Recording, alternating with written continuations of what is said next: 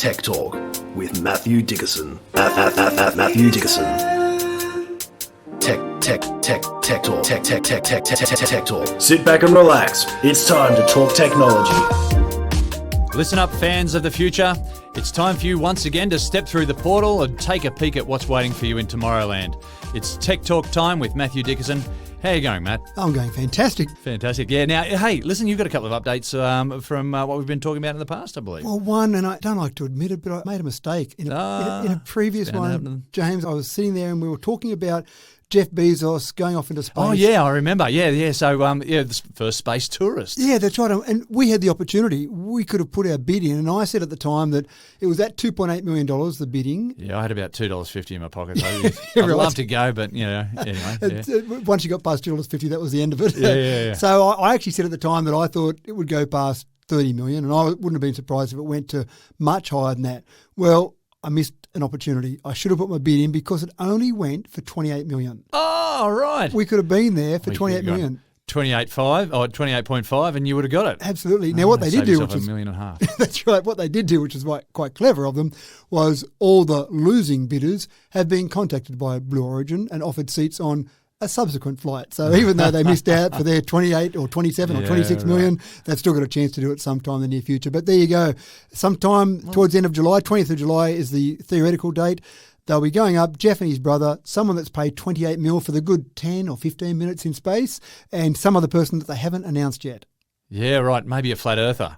Maybe a flat earther. Who knows? That would be good. That'd spoil the party, wouldn't it? As soon as a flat earther goes up there and goes, oh, hang on, I was wrong, bang. Well, I haven't heard that happen. One of the great things about science, of course, is that you need scientists to be able to say they're wrong when they're wrong, because you want all that information there to be always able to be proven. As soon as it's not, good scientists say, I got that wrong. But flat earthers, I'm not sure I'd put them in the good science category. We had that guy who strapped himself to a homemade rocket and, all paid the price. Didn't go so well. Yeah.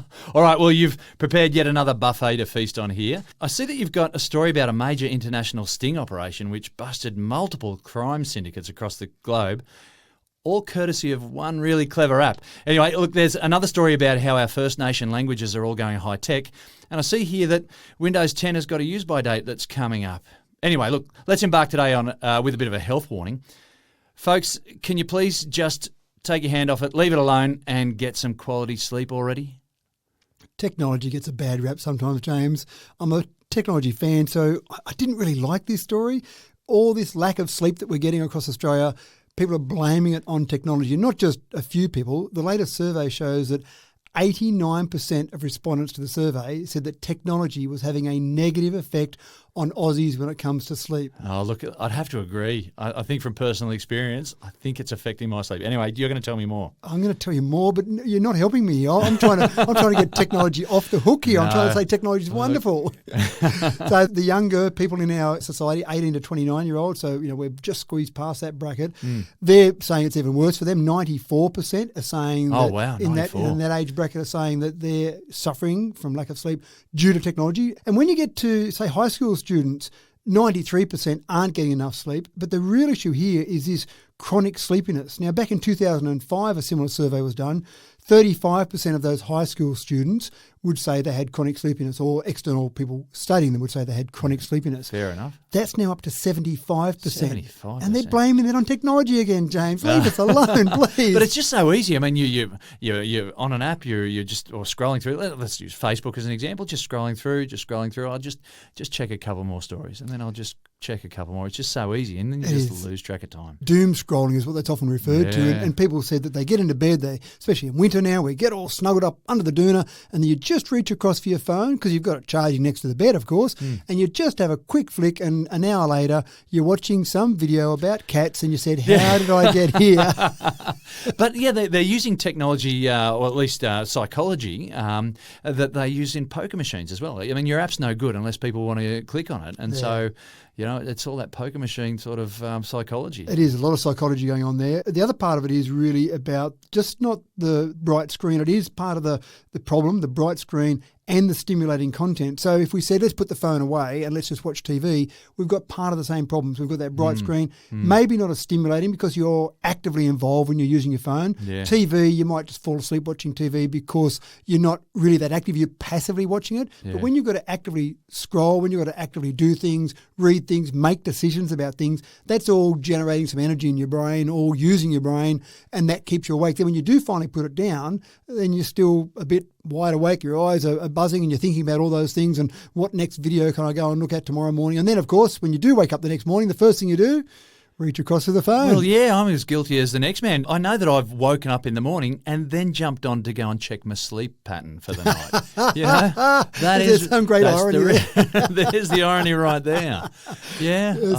So look, the other scary one, talking of reaching across, checking it, when you wake up in the morning, in another survey, not this survey, but another survey, 1 in 10 people admitted to checking their smartphone during sex. Now, I haven't done that, James, I'm glad to say, but I would be only because your wife's listening, right? Yeah, okay. Right. But I'd be devastated to find that someone I was intimate with is then checking their smartphone, doom scrolling away. Yeah, might be the hint to just maybe find something to spice it up a little bit. But yeah, goodness me. So just a few tips here. The experts say that there are things we can do about it to try and help our sleep.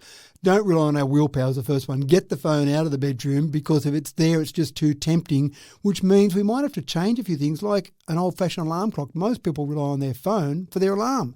Get rid of the phone out of the bedroom, then you've got rid of your alarm. So putting an old-fashioned alarm clock, make it digital, of course, but an old-fashioned alarm clock might be one bit of advice for people to help them. So Philips is going to go into overdrive right now and Sony making their new their old-fashioned alarm clocks. That's right, yeah, even the old ones with the old bells on the top that ring, and if that doesn't wake you up, nothing would. So that's I'm one. not against that. I think that's a good idea. Yeah, and that comes back to not charging the phone in the bedroom. Many people do. It's convenient to do that, but it's just too easy to have it there to reach over and check for it. So trying to do that, even getting the idea of having a watch on to check for your time. So in the middle of the night, if you wake up, the problem is there that many people have smartwatches, so you've got the same problem. You start scrolling on your smartwatch then, so maybe that's not such great advice. But I think other things, just using some of those apps on there that monitor screen time, monitor or even block apps at certain times. So when you go to bed, whatever your bedtime is, set, for example, your social media not to alert you when things happen because that new video that was posted at 3 a.m, I better go and check that.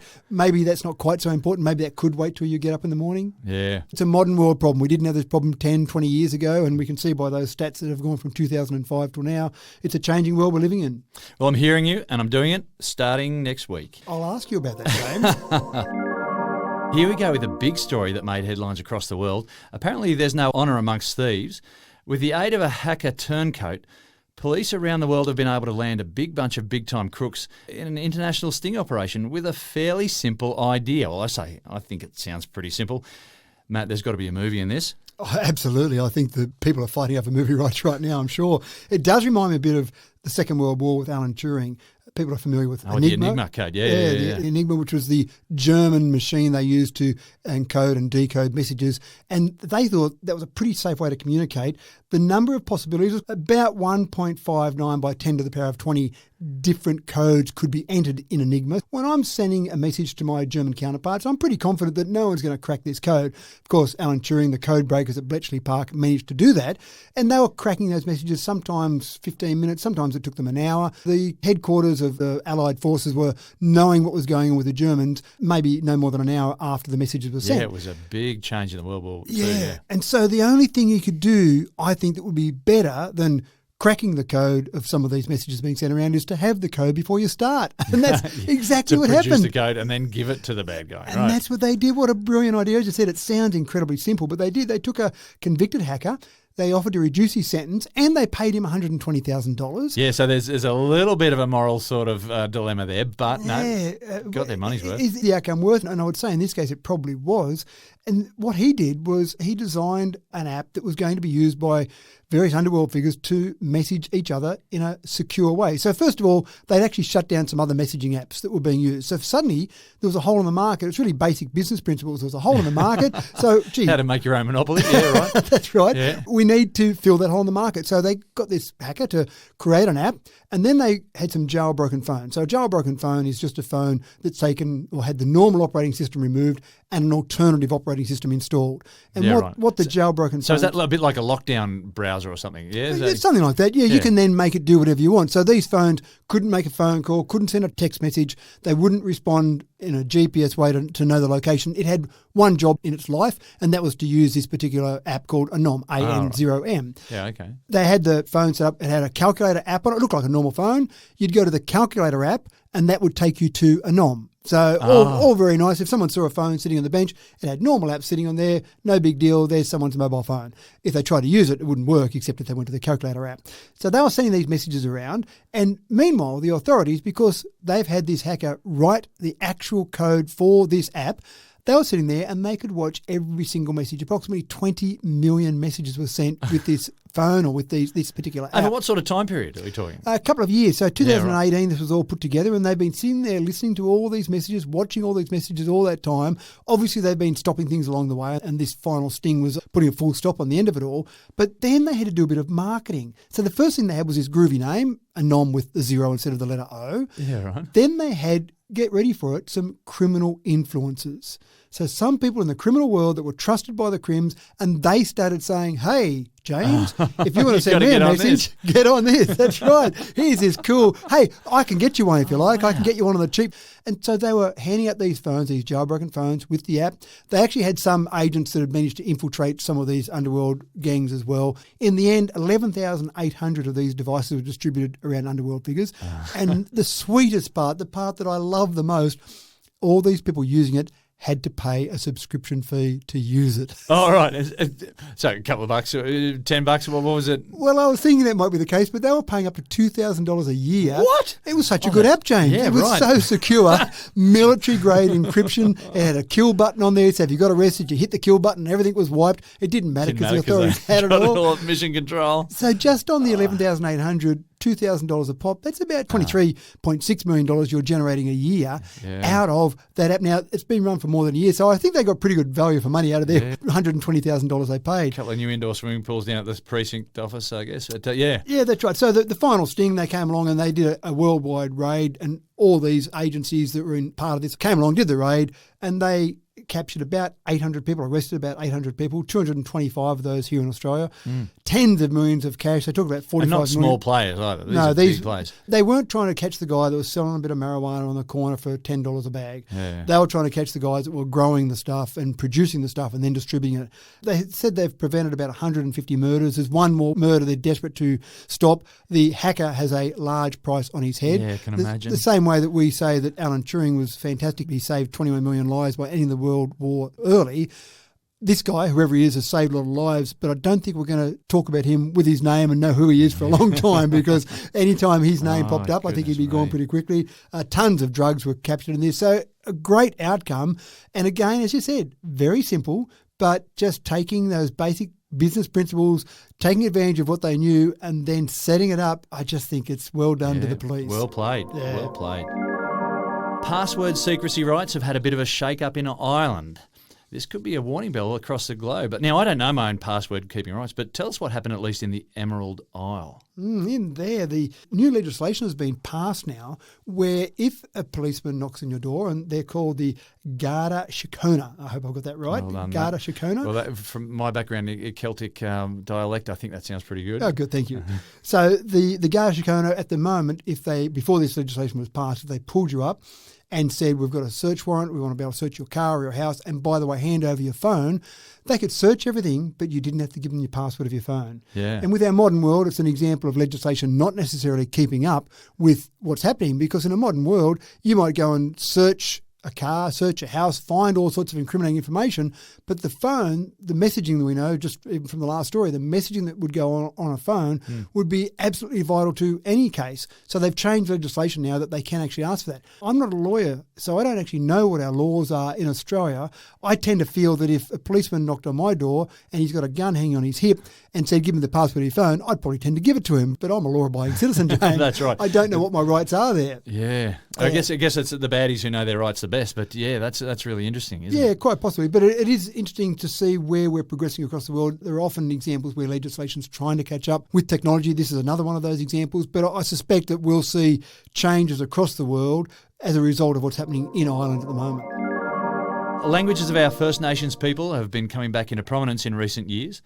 But in 2021, for that real hook, and I mean no disrespect to our ancient cultures here, you've got to go digital to really access the masses, don't you? I think you do. Many years ago, we were putting up some new welcome signs around Dubbo, and one of our other councillors, an Aboriginal man by the name of Rod Towney, a good friend of mine, he said, "Oh, Matt, you've got to make sure you pronounce the welcome sign, which is go on bunya." I hope I've still got that right after many years, which is welcome in Aboriginal, or Wiradjuri more specifically. And he said, "You've got to get it right." So he took me to an Aboriginal elder and went through and made sure I had the pronunciation right. And that's what typically happens in many ancient languages. And when we look at our Aboriginal languages here, 65,000 years ago, they were in this country speaking a language. I'm sure it's a bit different now, but it relies so much on passing it down from person to person and making sure that one particular person gets it right. Go and see this other elder, and there might be some it's really differences there. kept by the elders, isn't it? It and is. passed on to the younger generations through the elders. And if you want to keep it going for a long period of time, A, putting it in digital format makes sense, and B, if you want some of the kids using it, then making it digital, putting it into an app, making it fun, putting some challenges around it, that's the way they're going to learn it. So if you want to keep some of these ancient languages, then I think this is the way to go. So this has all been set up by the Wangamaya Pilbara Aboriginal Language Centre. And I hope I've got those pronunciations right, James. They've created this whole smartphone app. Now, they've focused on the Nagaluma language, which is the language that comes from WA's northwest. But there's no reason it can't be applied to every Aboriginal language, every different nation, as I say, Wiradjuri here where we are, James, or any ancient language around the world. I think the logic is absolutely sound. Yeah, fantastic. And particularly, it's very interesting. You know, we've got the world's oldest continuous culture here in Australia that they've gone now digital. It's I think that's pretty special. It is absolutely special. And they've done it quite well. They've got pictures, they've got words, they've got the pronunciation so you can hear those words and make sure you're getting them right. But they've done something that will appeal to younger generations where they also say, go through these different ones, manage to unlock this level, then you can move to the next level. Yeah. So again, a bit of that psychology we talked about before, putting that psychology into practice with kids and language means I think that they'll be more likely to learn those languages and have that as part of their general conversation from day to day. I think it's fantastic. Yeah, I think acknowledgements to country, in meetings across the countryside now are going to have that little bit extra something too. Yeah, I think so. And I think just having that basic understanding, you don't need to know a lot of words just to feel like you're at least a part of it. Even here in our city, we've got street names like Talbragar and Winjiwarra, and we've now got the Aboriginal meaning of those words underneath those street signs. So I think that little link to the past and almost a tip of the hat to acknowledge that we weren't the first ones here, James. Someone else came along before us. Yeah, and this sort of thing can really start a sort of a snowball effect where I think so. It just becomes much more just intrinsic in things that we do. Yeah, absolutely. So good move, and again, that great mix of very ancient to very modern. Yeah, bring Indigenous culture to the fore. I'll give it full marks. In 2021, we celebrate better health now than the generations before us, and that's no big surprise. A big part of that comes to early diagnoses of disease. We're more in tune with our bodies, and tech companies, they're all over this. What's Apple going to get me to measure now, though? I'm amazed at some of the things that we can now measure with our watches. I've probably told the story before, James. I remember going into a sports store years ago saying I wanted a watch that didn't need a chest band because it was a bit clumsy and inconvenient putting on my chest band. And the sales guy told me that never, which is a big word in technology, never would I be able to measure my heart rate without having that chest band on as I went and used my watch. And of course now, what a joke. Yeah, we've got so many different watches and devices that can measure our heart rate, and they go further. They do ECGs from our wristwatch. Now it's going a step further. Apple have talked about, not in this year's model of the Apple Watch, but probably next year, maybe the year after, there'll be two new things available. One will be measuring blood sugar level. Blood sugar, right? Yeah, blood glucose, more accurately, sorry. And so for anyone that's a diabetic, and I've ridden push bikes with people that are diabetics, and it looks pretty unpleasant having their monitor in their back pocket, but that also involves a needle sitting under their skin constantly monitoring their blood, which doesn't sound like a very pleasant thing to do. Or go and prick your skin and have a little blood sample there and go and measure your blood sugar levels from that. Well, not only that, I mean, diabetes is the non-infectious pandemic that we're actually experiencing in the Western world right now. It's not a non-infectious disease, but there's largely probably a lot of people walking around the streets who are undiagnosed. Up for a major episode shortly. So this sort of thing early diagnosis. Yeah, Absolutely, and measuring that level on a constant basis. Now, I have no idea how they're going to do this, James, and because it's always been relying on some sort of blood sample to do it. You had to bring blood to the surface. And That's right. I assume they're not bringing out watches with little needles underneath them that start pricking your skin underneath your wrist and Nice then start little measuring surprise it. for you, That's yeah. right. And so I haven't seen an operation yet. I don't want to confuse Apple with Elizabeth Holmes, but obviously Elizabeth Holmes with her blood sampling technology was going to promise the world, and it all turned out to be a bit of a con. I'm sure Apple's just a little bit cleverer than that. If they're saying that they're going to be able to measure blood sugar levels, then I'm sure they're going to be able to do that. I just want to see how they're actually going to do that. But once that happens, anyone that's got diabetes would say this is absolutely wonderful. Yeah. Well, also people who are perhaps on the cusp. We reach a certain age where, we become a little bit more higher risk of getting type 2 diabetes. Yeah. Absolutely. The other thing it will measure is body temperature. And you were talking about this sort of stuff earlier on, and with thermometers that are connected by the internet too. Yeah, that's right. So the schools that are being rolled out now in New York, free thermometers, so you can try and have detection of various diseases, various cold, it's one of the first symptoms is an elevated body temperature. And they were finding in that particular example where they were days ahead of where COVID-19 detection was up to in the state because they had body temperature. Now, if you can do that, hopefully we get past COVID-19 and we're getting clearer at some stage in the near future, but still just having body temperature monitored, it could just be as simple as my body temperature's up. I shouldn't go to school today, shouldn't go to work today because it looks like I'm getting the flu and I'm going to infect other people. I'll stay away. It might be a new excuse to ring up your boss and say, sorry, my Apple Watch just said my body temperature's up by 0.5 degrees, I better stay away. But this sort of early detection again, fair enough. Yeah. This sort of early detection again is one of those things I think that will help us take that information and do something with it. I hope, and that's the big thing here, when you check your heart rate, your ECG, your blood glucose, your body temperature, then you say, I'll do something with this with real professionals rather than I'll go and get on Google now and just check what that all means. Yeah, right. Our next story is going to get my blood boiling, right? Now, I've grown up with developing technology through the 80s and 90s, the noughties and the teens, and I get it. You've got to move with the time. But, Matt, I'm tired and I don't want to let go of Windows 10. I'm comfortable with it. Please don't tell me we're moving on. Well, again. Just block your ears for about 3 minutes, please, James. Oh, no. So on the 29th of July 2015, you remember the date well, Windows 10 was released. Yeah. And I'm sure you had the same not feelings. That old. That's right. You had the same feelings then going, no, a new operating system, why? Yes. And Microsoft moved past their old model, which used to be about every 3 years. There was Windows 95 or there was Windows 3.1, then 95, then 98 and Windows 2000. So they had new operating systems about every 3 years. They've moved past that now. And with Windows 10, for example, it's been around already for 6 years. They've gotten to the point where they basically do a major release twice a year. So they're doing major feature updates and doing lots of patches along the way. But they have now made the announcement. They've officially said we're ending support for Windows 10. You've got a little bit of time up your sleeve yet, James. Okay, so they're ending support. They're ending support. Right. But when they say they're ending support, you know that's the end is nigh. It's time to get ready for the next one. That's right. But they're saying they're ending support on the 14th of October 2025. So we've got 4 years left yet. Yeah. When they officially end support, what typically happens is no more new features will come out. They'll still fix bugs. They'll still fix errors in the code, but they won't typically bring out new features. But what that means is probably very soon now, Windows 11 will be come out. Yep. And there's been a few little teasers. There's been some announcements by Microsoft in terms of some new event coming. It might be at 11 a.m. on a certain day. They've put out an 11-minute video to talk about it. They've got some little shadowy images that look like maybe a 1 and a 1 beside each other. So you've got a few little hints there. It seems pretty obvious to me once they've announced that end of support, Windows 11 is coming. Sit back, prepare yourself for it, James. I still haven't properly let go of Windows 95, but, we'll just move on, I guess. Here's big news. Japan is about to shake the energy tree as they dive into hydrogen. We've been talking a bit about hydrogen lately, and Japan's about to really throw themselves into it. I love bold moves like this. It is a bold move. This is a change that someone else has to deal with, by the way, but yeah. Yeah, that's right. Eventually you have to deal with it, but let someone else take the pain first. So Japan is a large economy, third largest economy in the world, and they've done that on the back of importations of oil, gas, coal. It's not that big a landmass and they don't have a lot of natural resources. I mean, when you talk about, say, Australia, for example, Japan is 1/20th the land mass of Australia, so much smaller. And again, we don't see those resources that we were very lucky in Australia with all those resources we have. So they've had to make do in other ways. They've imported it. They did go down the nuclear path, which seemed like a sensible way to go. Until Fukushima, Yeah, just a little problem there, which kind of dented the confidence a little bit of just about everyone in Japan. So that's been something they've had to pull back on.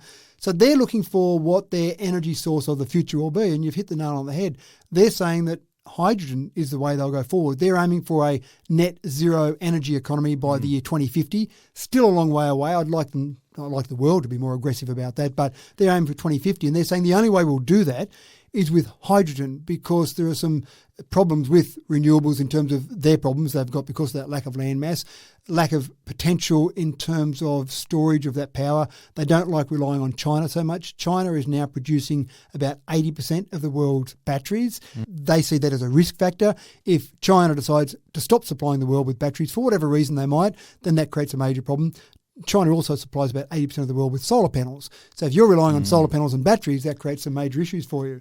The big issue, though, and we've talked about this before, which is why that story last week out of Geraldton where they're trying to produce some green hydrogen, the big issue here, of course, is that when you produce hydrogen at the moment, it's mainly produced by dirty power, oil, gas, coal, whatever it might be. That's the big dilemma, isn't it? It is the big dilemma. Yeah. So they're looking at ways they might be able to produce that, or they might be able to import. And that's good news for Australia because we have the potential to produce lots of green hydrogen. And then getting it to somewhere like Japan, I think, is a no-brainer. That the economy for us from Australia will benefit enormously out of something like this.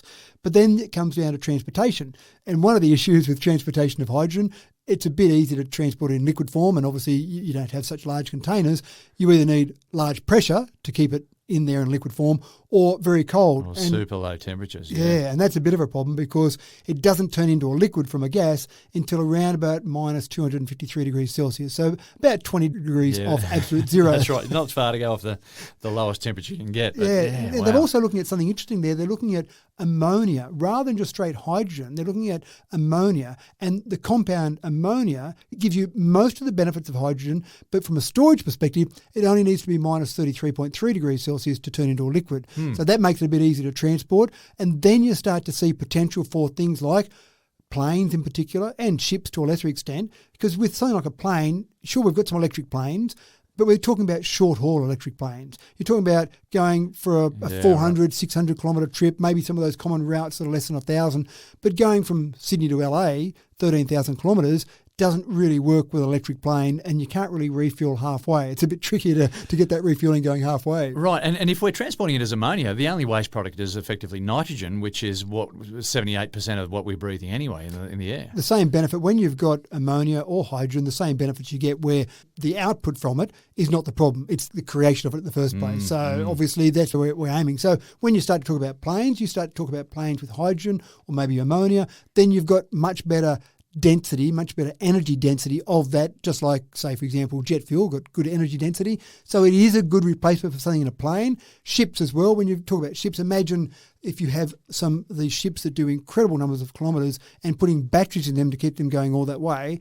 Pretty big ask. It'd be better than a plane, but still pretty tough. Again, convert that to hydrogen or ammonia and you've got a pretty good solution. So Japan is focused on this. They've got some things in place where they're really focused on getting to that point where they'll produce it. Some people have said, well, hey, why don't we just use that dirty power to produce the hydrogen and then we've got clean power, so it's a net sum zero game. But of course, it's not. First law of thermodynamics means you can't create energy. It only gets changed form and you're obviously losing a bit along the way. So you're never going to get the same out as you get in, so you're not really achieving much in that way. So it's really got to be green hydrogen is the way to go forward, and Japan understanding of that. Yeah, well, I guess there are going to be some world leaders in Japan that are going to show how it's done. Someone needs to do it, and Japan have been innovative over the years in a whole range of different ways. So if Japan does it, that's great. And again, I see us benefiting in this country from it. Now, there are already a couple of settings on phones these days if you're visually impaired to support you, but Apple has seen an opening in the market and is souping it up even more for people with vision impairment. Tell us what's going on there, Matt. It's always tough, James, talking about something that you don't actually use, you don't experience.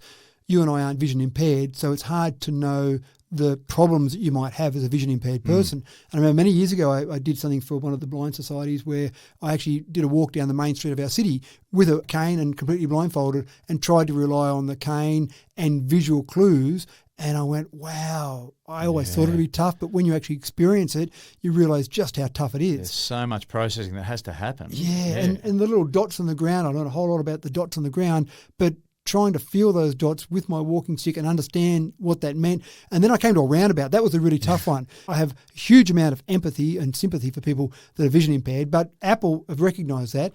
They've made some announcements about iOS 15, and there's a few features that are being introduced in iOS 15. One of them is some extra functionality for people with vision impairment, and they've got a feature called live text. And what that will do for you is you can take a photo or show your phone at anything that's got text on it, and live, it will read it out to you. So take your example, James, in the classroom. You could actually have a student in the classroom that could have you write on your whiteboard at the front of the classroom or have you show some information on the whiteboard.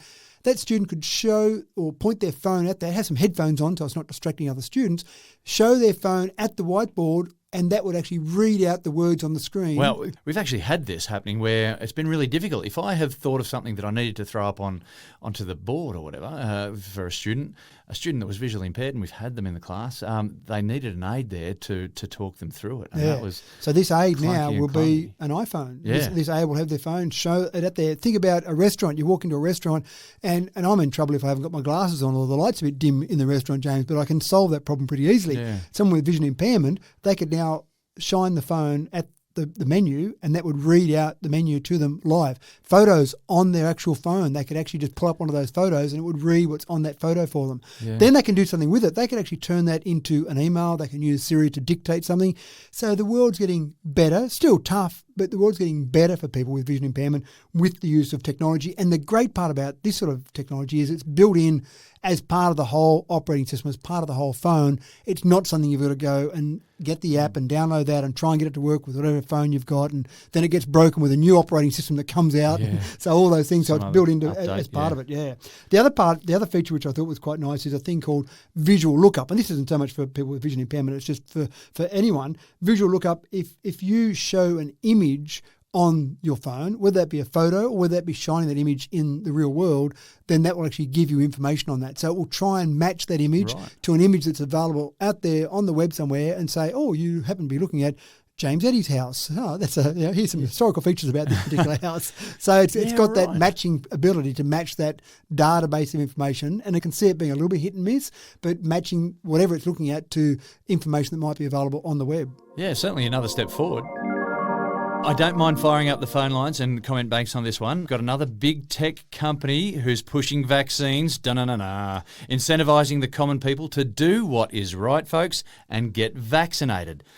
Tell us, Matt, what's going to upset the anti-vaxxers / flat earthers / aluminium foil hat wearers now? Well, I'd say you and I would probably upset them to begin with, James. Yeah, but straight up. This item in particular is going to upset them because Verizon in the US, so they're the largest mobile carrier in the US, they've come up with the idea of they're concerned that not enough people are being vaccinated. They're concerned the government's not doing enough. So, as any good organisation can do, they can sit back and complain about it, sit back and say the government harumph for rumph, or they can do something about it. They're offering a 10% discount on any accessory that people buy when they come into one of their mobile phone shops or go online. If they prove they've been vaccinated, there you go, you can have a 10% discount. There you go. Now, it might just be a marketing ploy. It might just be a way of saying we're offering discounts to people and come along and support our particular organisation. It might be trying to get ahead of the competition. Or it might just be a way of saying, America, we want you to get vaccinated. Oh, jeez. So I thought it was quite a clever idea. Yeah, and there shouldn't be any penalty with that, folks. But yeah, we just wait and see what happens with the anti-vaxxers and their response to that. As much as it would be nice for people to say, I'm going to get vaccinated because it's better for society, maybe some other people need a bit more of a push along, and maybe a 10% discount on accessories is enough to get you excited about getting vaccinated. Who knows? I'll see if it actually increases their sales. See how that goes. Yeah. Well, on that note, folks, it's time to pull up stumps. Thanks for joining us once again in tuning into Tech Talk. Thanks, Matt. My pleasure, James. And it's been a pleasure chatting with you once again. I've been James Eddy the whole time, and I hope you can tune in again next week.